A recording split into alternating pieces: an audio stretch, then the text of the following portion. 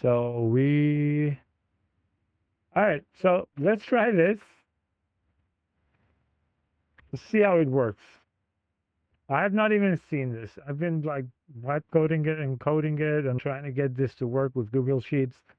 So don't use your real name, but give yourself a nickname if you come here and give a score. I wonder, is it maintaining?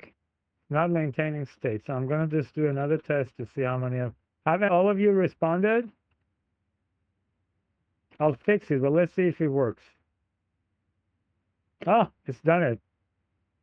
How many are we? No, you can't pick a number lower than 1. Okay, so we can add to it, right? So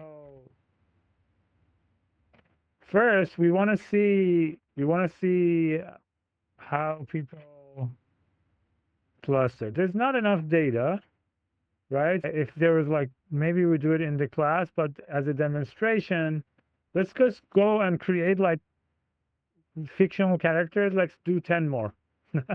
Just each of you do 1 more. I'm do Evil Alireza, and I'll just say I love anime, but I don't like gaming. I just want to demonstrate. My app needs to work. Okay? We got more. Yeah, let's get more going. Okay? So, what is the idea of clustering? The idea of clustering that I will teach to you is to find groups that tend to work together, right? So let's say, oh no, let's say these two are one cluster, say these three are one cluster, and then let's just say these are one cluster. Just assume that this is a cluster. That's the idea of clustering, okay? And it is a way for us to get unstructured patterns from the data. Do we get more? Can I refresh? Yeah, we get more. Nice. So then we can see, okay, how do people, y'all's responses, how do people cluster based on how much they like anime and how much they like gaming? Let's say we want, with k-means clustering, again, I'll show you the algorithm and you'll see how it works here. It basically, it sets random centroids, then it assigns points to those centroids, then gets the averages of those groups. The points that are assigned to those centroids are based on distance. All the points are assigned to the closest point. Now there are other points that are closer to this, so you can update it, and then it will keep moving these until you will have those clusters. So this is how k-means clustering works. You can get 5k, okay, and then you can reset, and then see it starts with random. You can assign them, update it, assign it, update it, assign it, update it. It moves around until the clusters do not change. That's k-means clustering for you. Okay? Again, we're going to have slides about this. But we also want to do clusters in higher dimensions.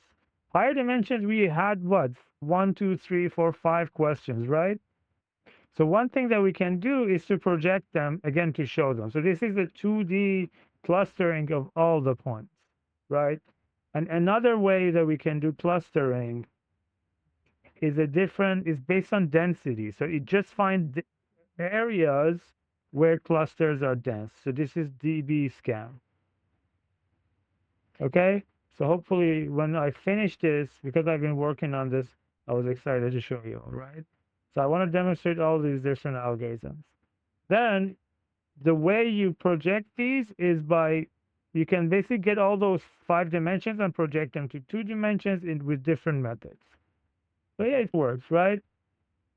And I'll finish it. I'll make this much nicer and everything, but just hopefully on Monday we can get everyone to see how people in our class cluster. That was my goal, but it was a half failure because I was very busy. Hopefully, in general, at least y'all understood k-means clustering. Okay, but let's just get the slides now. So as I mentioned, in unsupervised learning, we sometimes do not have labeled data, just like the classification problem and the regression problems that we were looking at. So what do we do? So let's go to our Figma. Let's say the Figma's leadership wants to know which AI models should we pay for or something. There's a bunch of AI models in the company. You as a data scientist want to say, hey, this is how you make sense of them. And you're handed a spreadsheet. There's all these benchmarks, reasoning, coding, math, safety, latency, cost, multilingual, etc. There's too many, right? How do you figure out what are the different types of models? Like, how do you explain it to them when it's too much, right? There's no real labels. There's no real correct answer. You want to find the patterns, okay? Let's look at these 9 fictional models. And for now, let's focus on 2, reasoning and coding, and assume that these are our scores, right? Let's plot it and see. Your eyes can easily tell you that I actually like this better, right? This. You can easily see that there's 3 clusters. Okay? These are super fake, so it's designed to show you clusters, but it's not like this always, right? You can't always be this lucky to just be able to see the clusters. So what can we do? Okay, I'm not going to use the zoom one. So we have too many benchmarks. With 2, we just plotted and looked. With 15, we can't visualize it anymore, right? Some models might be near twin, scoring almost. So the idea that we want to look at today is this, we want to group them automatically and then see, can we visualize them and just compress like all these metrics into the core idea? Let's start. Usually your problems are more like this. There are like these cases where it's harder to visually see. Often it's much more hard, right? But we use clustering algorithms to help us to do that. I just showed you K-means clustering, but in these charts you can also see it. So we randomly pick points, then all the points are assigned to the closest random point. Okay, so pick 3 for example. That is, the 3 is our hyperparameter. We choose it. Okay, then every model starts unassigned. Then you assign these points to each. The next step is you update these points to the centroid of each of these, basically the average value of all these points. Okay, so you move them. See what happens? You move them. Now, some points are closer to the new points, to the new centroids. Okay? One more time. Oh, it didn't change. It converged. The cluster didn't move. Boom. You've got 3 clusters. Okay? When it converges, King stops iterating once. Assignments no longer change. Okay? You can pick 5. Same idea. Boom, 2 iterations, 3 iterations. See, based on your hyperparameter, you're getting 3 clusters. Which one is a good clustering? We don't know. 3 might be a good one. 5, these might be clusters that are close to each other but have meaningful differences. It's you who decide, right? It's something that you have to do. Okay? So the K is this hyperparameter. Now, if we're looking at 3 dimensions, right? You can visualize it in 3 dimensions and move around, right? Now we're looking at coding, safety, and reasoning. See, they're still clustering in 3D. Okay, we can visualize them, we can cluster them, but what happens if there's more than 3? We can't visualize more than 3. Okay, we can still cluster them.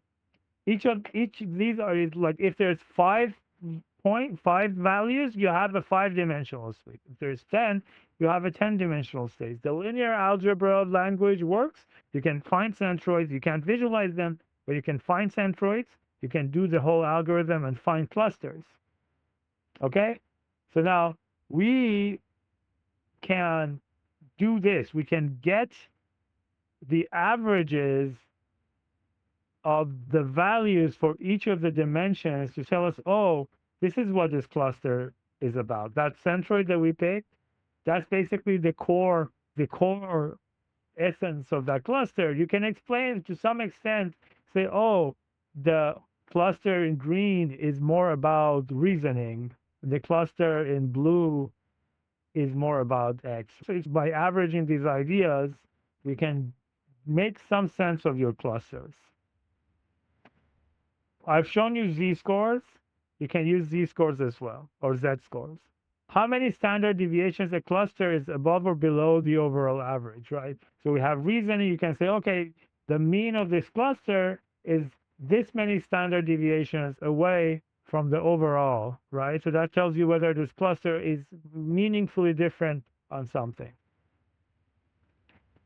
Okay? I don't know why every time I skip. Apologies. Okay? So yeah. Now, there are ways to choose K. It's not, this is not something that's like a real, like, conclusive technique, but it's a technique. One of them is the elbow method. You use something called inertia. I'm not going to give you the formula, look it up. Essentially, it tells you how tightly packed points are around their centroid. So if you have more Ks, there's going to be less, there's a value, the inertia is going to be reduced. So we're looking for the elbow, right? We're looking for when there's no change anymore, no meaningful change in this. That's when you pick 3 or 2, maybe. One of these is where the number of clusters that has the most amount. There's another method called silhouette score, measures how well separated clusters are. Are they different from each other or close to each other? Yeah, kind of. And then this basically say the more separated the cluster, the better. This one peaks at 2, right? But is K2 the best? Maybe 3 is the best. Maybe 5 is the best. You have to see. But it tells you with 2, the clusters are more well separated. Remember, we had 2 clusters that were close to each other and one that was far. So there's 2. It just tells you that these 2 were closer to each other and farther. Okay? Remember, when we featured engineered, we had all these different metrics. Reasoning, coding, safety, math. Okay? It's basically a vector of 10 different benchmarks. You can't really plot it, but K-means doesn't care. We can do it, right? So essentially, you can use this K-means algorithm. You can say, I want 3 clusters. You can say, okay, how many times? Yeah, I don't know what this hyperparameter is. I need to look it up. Then you fit it on your data, right? And you get the counts of these different clusters, essentially. So you can get, oh, cluster 0 is this much, cluster 1 is this much, cluster 2 is this. So it gives you a pattern. Is it meaningful? You're there to decide, okay? How do you interpret them? You can get the profiles of those clusters like I showed you. For example, this is z-score that tells you, okay, cluster 0 is more about multilingual and safety. This is what makes them different. Cluster 1 has these values different, much different. It's not always this clean. This is fabricated data, but you can look at it. Sometimes some clusters have meaningful correlations and patterns that you can explore. As I showed you, there's another algorithm that's called DBSCAN, which is density based. It's in terms of saying, okay, you force everything to a cluster, right? You say, okay, look at a radius and find areas where there's enough density of points, okay? So the epsilon controls the neighborhood radius. That's its hyperparameter. And then how close 2 points need to be considered neighbors. That's the 2 things that you set, right? So large epsilon, almost everything gets absorbed into one cluster. You can get everyone to one cluster. However, when you make it small, DBSCAN also gives you outliers. It's not assigning these points to any cluster. There's another algorithm called HDBSCAN. It's called hierarchical DBSCAN, which finds its own clusters, essentially changes it based on the append. It's more automatic. But you need a minimum cluster size as the hyperparameter. It's easier to tune, larger values, more noise points, fewer but tighter clusters, automatically handles clusters of varying density. You don't need radius. It's more robust than DBSCAN across different data sets. Okay, so that was our intro to clustering. It's a simple idea. You're understanding, hopefully, that you want to group things. And again, we can't visualize things more than 3D. So when we want to figure out what's happening to something that's high dimension, we do something called dimensionality reduction. It's a method. You get something from high dimensions to 2 dimensions to be able to visualize it and understand. Okay, so remember, with 2 benchmarks, we were able to visualize it, right? With 3, we can, but we can also project this to 2 dimensions. One way to do this is to use principal component analysis. I will post on the lab website, the StatQuest website, that goes through it really slowly. I'm going to do it more quickly. But the idea is that let's assume that we want to do principal component analysis on a 3D benchmark data set with reasoning, coding, and safety. Okay? The idea is that PCA will find new axes instead of these X, Y, Z that capture the most variation in this cloud of points. And then picks the main 2 axes as the first, and then you can get them. Let's just walk through how we do that. I just want you to know the idea. You can run the code, but the idea is interesting. So you first get the average. Let's say you're looking at 2 dimensions and want to find the axis, right? First get the average of those points, right?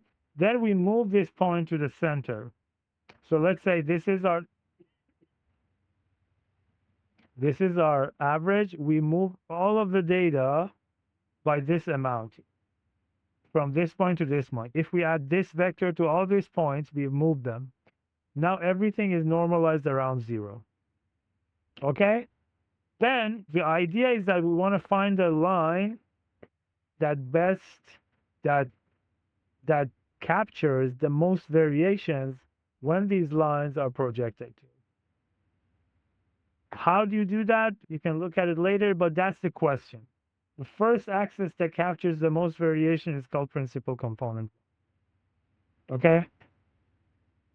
Oh, I forgot. We also scale it because remember, it's about variation. If your different dimensions have different sizes, then it's not going to understand. If the one thing is in the order of thousands, that is going to be the principal component because that has the most variation. So you need to scale everything so you can basically bring everything to 0 and 1 or something. Then each feature after scaling has the same standard deviation. Without this, the benchmark with larger raw values would dominate the PCA results. Right? That's how we're going to get our PC1 and PC2 in 3 dimensions. PCA finds the direction along which the data spreads the most. That'll be the PC1, and PC2, the second most variation, and is always perpendicular to PC1. Essentially, that's how it looks like. Let's assume that this was our line. This is the first line. It's going to project everything, and this has the most amount of variation in comparison to everything else. And that will become our principal component 1. Again, go to watch that video. I'll post it. But the idea is that the principal component 1 is a new dimension that captures the most amount of variation. Through that PC1, each of these points will get a value related to this axis, right? From the origin, how far is this point on the axis is now the new value of this point. I think it's called eigenvalue. So PC1 is chosen to maximize the spread of those projected dots. And that shows us how how these work. Okay? And then what does each principal component represent is called the loading, basically. Is how much each of these benchmarks is contributing to that principal component. So let's say orange is always positive because each of the values the principal column is a linear combination of the different measurements or variables in your data set. And we're going to play with this in the lab next week, get more insights into this. The last thing is that when we project it to the new axis, we pick the top two principal components, and now we have a new plot. We basically rotate it, and now we have a 2D version of that high dimension plot. Now we went from 3 dimensions to 2, and we maintained most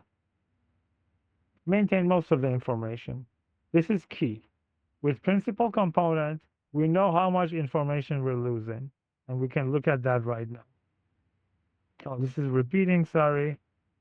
When we have high dimension clusters in PCA space, this is the same data set, we projected it in 2D. You see the same cluster are still remaining, right? These two axes are there for us to see how these clusters work. It's really not meaningful in our eyes, but each principal component, the PC1 is the most important one, and PC2 is the second most important.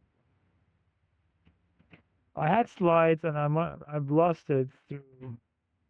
Yeah. Here's what you need to remember. So there's this chart that you can draw that tells you how much each of the principal components are explaining the distribution in your data. So the principal component one in this case is explaining 68.6% of the variance. Then PC2 is explaining 27.5 variance. And then PC3 is only 3.9. So picking PC1 and PC2, you have a lot of the information preserved. That's the idea of principal components. There are other dimensionality reduction algorithms. I'm just showing them to you here. One of them is UMAP. These are different algorithms. Basically, just remember what they do. UMAP preserves local and global structure in those high dimensions, and it tries to maintain it in 2D. So nearby points stay near and far points stay far. Clusters tend to be tight and well separated. Axes are not interpretable. UMAP 1 and UMAP 2 don't map back to those benchmarks. It's a fast algorithm.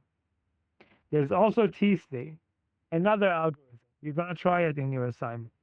It focuses on preserving local structures in data. It's very good at keeping tight clusters tight.